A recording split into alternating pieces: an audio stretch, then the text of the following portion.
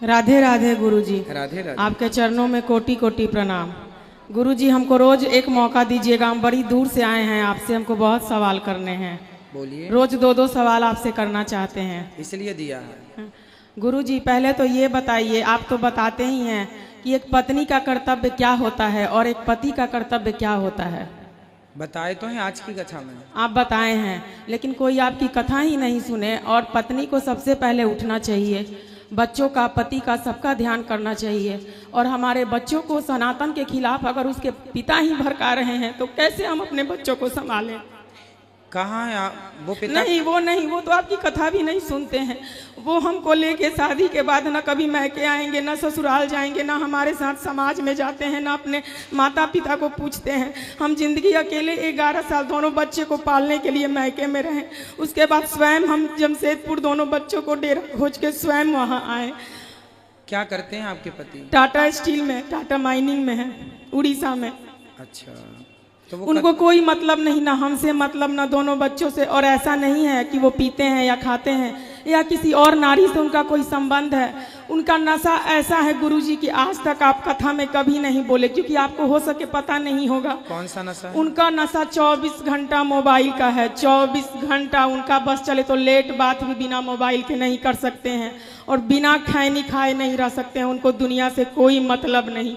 एक नौकरानी के जैसा हम उनके साथ जिंदगी काट रहे हैं गुरुजी। तो भी मेरे पे हाथ तक उठा दिए। बच्चों को डांटेंगे नहीं, पढ़ाएंगे नहीं। और अगर हम डांटेंगे कि बाबू इतना पैसा लग रहा है, पढ़ो, ये सब चीज़ नहीं खानी चाहिए, गुरुजी का कथा सुनो, नहीं डांटो, नहीं बोलो, उसके कारण बच्चों को बोलने के बजाय वो हमारे पे हाथ उठा दिए। और ऐसी बात है जो हम पूरे लोग के सामने आपसे नहीं बता सकते हैं। आपकी कथा है जो हमको आज तक जिंदा रखी है गुरुजी। हम उतनी दूर से हम अकेले ही आए हैं, स्टेशन पे छोड़ने तक नहीं आए, 1 रुपया तक हमको नहीं दिए। क्या एक पति का यही कर्तव्य है? और हमको दुनिया का ना कोई अच्छे कपड़े चाहिए, ना गहने चाहिए। हमको बस पूजा का सामान, और पूजा और भगवान ही हमारे लिए सब कुछ है। अगल बगल किसी से हमें कोई मतलब नहीं। तो आपके पति आपसे अच्छे से बात नहीं करते? नहीं, उनका कहना है कि हम तुमको दुदकारे, हम तुमको बोले, हम तुमको मारे, लेकिन तुम हमारे पैर पर हो, तुम हमारे अधीन हो। बहुत पुराने ख्याल के हैं। और जबकि हम MSc किए हुए हैं, NTT किए हुए हैं, और लेकिन हम ऐसी जगह में हैं। हम शादी से पहले जॉब भी करते थे, लेकिन अब वहाँ टाटा स्टील के सिवा और कोई कुछ है ही नहीं। तो हम वहाँ क्या करें गुरुजी। बच्चों की भी शिक्षा, हमारे बच्चों को वहाँ क्रिश्चियन का स्कूल है, आपको पता होगा। जो टाटा के सबसे जो रजत टाटा है वो क्रिश्चियन ही है। और हमारे बच्चों को यीशु कृष्ण के बारे में बताया जाता है, राम कृष्ण के खिलाफ भड़काया जाता है। और जब हम बोलते हैं कि नहीं, हम लोग बंदर के संतान नहीं, हम लोग तो ऋषि मुनि के संतान है। और ये चीज़ हमने भागवत जी में पढ़ी भी है। आपकी हर बात सत्य होती है, लेकिन नहीं, अगर वो कभी बैठेंगे भी तो बोलेंगे मम्मी का बात मत सुनो, वो हम लोग बंदर के ही संतान है, वो छोड़ो, जो साइंस कहता है वो सुनो। हम कैसे अपने बच्चों का भविष्य सुधारें? आखिर एक पत्नी पति के साथ कब तक रहती है? हमको कुछ ना करे, हमारे बच्चों को तो करे, उनका भी तो बच्चा है। फिर भी हमारी माँ कहती है तुम सुनो, करो, पति पे ही सब है। जब पति के रहते कोई पराया पुरुष, चाहे वो बिजली बनाने वाला हो, इन्वर्टर बनाने वाला हो, हम ही को सब देखना है। और उनसे नौकरानी की तरह पैसा भी मांगना है, उनको हिसाब भी देना है। इसलिए कि हम कमा नहीं सकते, हमारी मजबूरी, हमारे बच्चे हैं। हमारा दुख देख के हमारी बहनोई बोला कि तुम यहाँ आओ, तुमको नौकरी मिलेगा। लेकिन क्या करे गुरुजी, हम अपने बच्चों को छोड़ के कैसे जाए? तो आप अपना भी कुछ काम शुरू कर लीजिए ना। जब आप जॉब पढ़े लिखे हैं तो आप वहाँ कुछ नहीं हो सकता है गुरुजी, वो माइनिंग एरिया है और वहाँ सारे उड़िया लोग भरे हैं। वहाँ कुछ नहीं हो सकता है। हम जमशेदपुर में थे तो वहाँ कुछ कर सकते थे, लेकिन वहाँ से ये जब वहाँ क्वार्टर ही सब मिल गया तो दुनिया का ताना सुन सुन के कि नहीं, अकेली औरत कैसे रहेगी, कैसे रहेगी। आजकल तो दुनिया सिर्फ भोगना जानती है गुरुजी। लोग बोलते हैं कैसे इसी उम्र में तुम योगी हो गई, कैसे रह सकती है पति के बिना। हम कैसे जवाब दे उन लोग को, बताइए।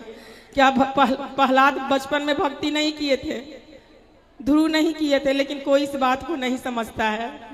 हमारा पूरा ससुराल का परिवार ही वही है। हम इतना तक किए थे। ऐसी ऐसी बात है जो हम सबके सामने नहीं बता सकते गुरुजी। बहुत आस लेके हम आए हैं, और हमारे जो गुरु हैं वो नहीं है। हम किनसे अपना बात कहें? मैके में भी कोई नहीं है, बस एक बूढ़ी माँ है, कोई नहीं है। ससुराल में किसी को किसी से कोई मतलब नहीं है। उनका दिन दुनिया सब कुछ मोबाइल, रहने का आज तक एक घर तक नहीं बनाए। बोलिए ऐसे पति को भी क्या नहीं त्यागना चाहिए? दिल से तो हम त्याग ही चुके हैं, बस समाज को दिखाने के लिए एक घर में रहते हैं।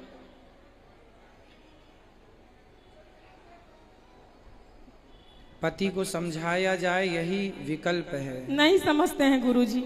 अगर आप उनसे अच्छा से बात भी कभी करना चाहिएगा ना, तो आपके पास से उठ के चले जाएंगे। कभी भी बैठिएगा बस अपना खैनी बनाने लगेंगे, वहां से उठ के चले जाएंगे, आप ही को गलत साबित कर देंगे। जबकि अगल बगल सारी दुनिया कहती है कि इनकी वाइफ कितनी अच्छी है, ऐसी वाइफ तो बड़े नसीब वालों को मिलती है। और आप तो उस व्यास गद्दी पे बैठे हैं, आप तो देख के ही अनुमान लगा सकते हैं कि हम कैसे हैं। हम आपको क्या बताएं, अपना आदमी को ये नहीं बताना चाहिए। ठीक है, आप तो अपनी जगह बिल्कुल सही हैं। एक अच्छी पत्नी का, एक अच्छी माँ का कर्तव्य आप पूरा कर रही हैं।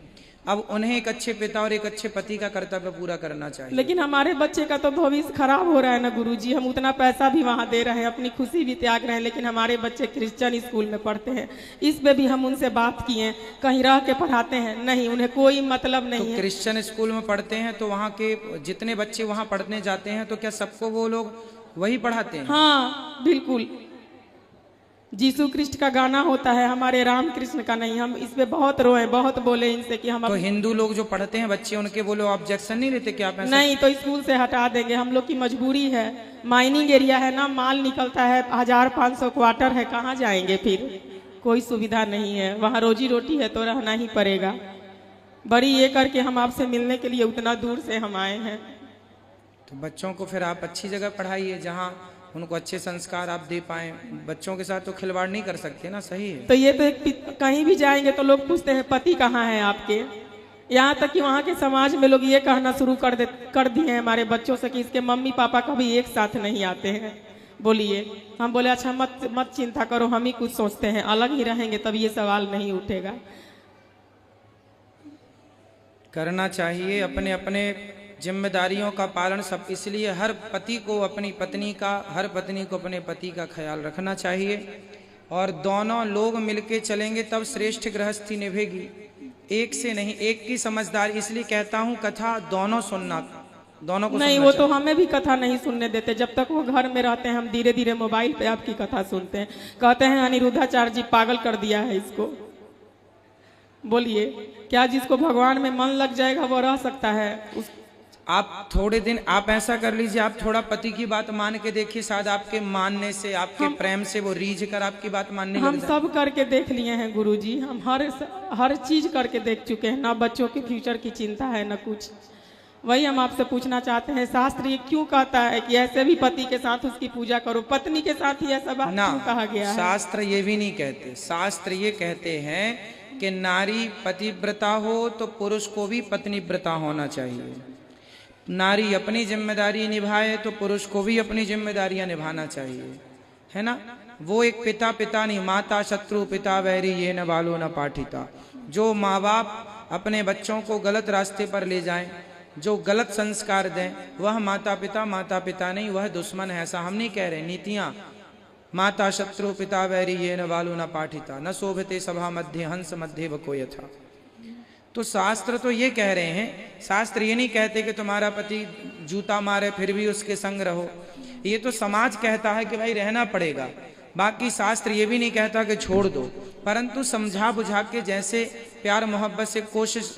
आदमी, व्यक्ति गलत नहीं होता, व्यक्ति की संगति उसे गलत कर देती है। सुधारा जा सकता है यदि आप यहाँ लाएं। अब जैसे आप कह रहे हैं वो आ ही नहीं सकते। नहीं, वो तो आपकी कथा सुनते ही नहीं है, वो टीवी में भी खाली इंडिया में। अब ये है ना कि कोई हॉस्पिटल जाए तो उसका इलाज भी हो जाए। अब हॉस्पिटल ही ना जाए तो इलाज भी कैसे हो? यहाँ आए तो मैं समझाऊं भी, शायद वो समझ भी जाए, लोग समझ जाते हैं। अब आए ना, समझे नहीं, वो किसी से बात भी नहीं करते। अगर इस घर में पूजा होगी, ब्राह्मण देवता बुलाएंगे तो फिर आप ही उनके पत्नी तो हो ही, आप ही अपने पति के गुरु बनकर आप ही उन्हें सही मार्गदर्शन कीजिए। आपके पति भटके हुए हैं रास्ते से। एक पत्नी का धर्म यही है कि भटके हुए पति को सही रास्ते पे लाना। तो गुरुजी वो लात मारेंगे और हम उनको बार बार समझाएंगे, कोशिश करेंगे। कुछ दिन आप समझाइए प्यार से, वो लात नहीं, वो अलग विषय है कि वो उनके संस्कार ऐसे हैं, परंतु आप कोशिश करिए शायद सुधर जाएं। अब छोड़ भी देंगे अपने पति को तो फिर छोड़ने से भी लाभ क्या है? नहीं है। लाभ नहीं है ना छोड़ने से, इसलिए उस व्यक्ति को समझाया जाए, समझा बुझाकर ठीक किया जाए। यही ऑप्शन है, यही उपाय है मेरे हिसाब से। आप लोग बताइए क्या उपाय है? क्या छोड़ देना समस्या का समाधान है? नहीं, पति को छोड़ देना समाधान नहीं है। बच्चे और अकेले पड़ जाएंगे, बहुत सारी जरूरतें होती हैं। एक गुरुजी, एक पूजा करने के लिए, एक आहुति साथ में देने के लिए, मंदिर जाने के लिए हम तरसते हैं, कोई बात नहीं नहीं, जाते आप हैं। थोड़ा